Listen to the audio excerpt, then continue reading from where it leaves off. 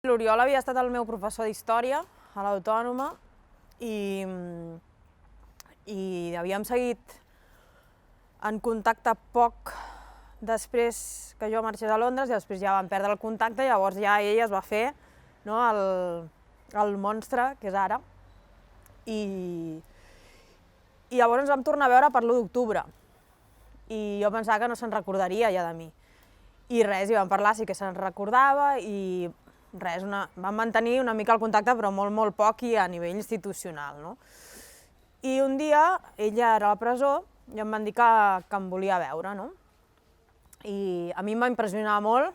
Jo pensava, mare meva, és que em posaré a plorar quan entri allà.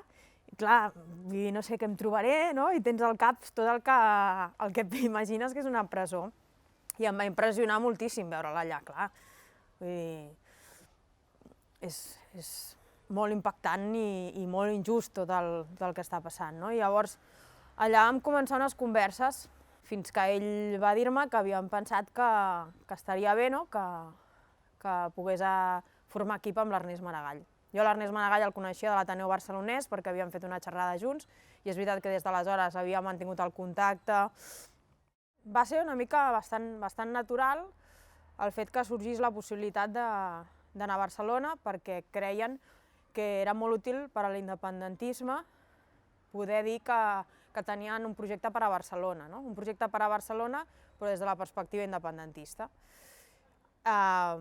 Evidentment jo vaig dir que no, al principi em va costar moltíssim prendre aquesta decisió, entre altres coses perquè clar, era enfrontar-me als qui feia poc eren els meus companys de viatge, però sí que és veritat que ser a Barcelona, al final, professionalment, em permetia treballar i poder desenvolupar aquelles polítiques que moltes vegades havia vist també aquí a l'Altaveu i que havia viscut en Decidim Castellà, a Barcelona, i vaig dir, com estic més a prop de fer-ho?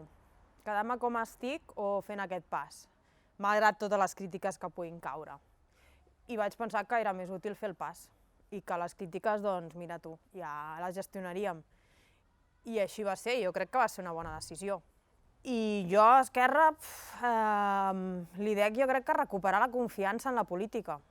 Jo m'he trobat que és un espai molt sa, on les opinions s'intercanvien, es discrepa quan toca i després es defensa el que haguem acordat i penso que això és molt saludable.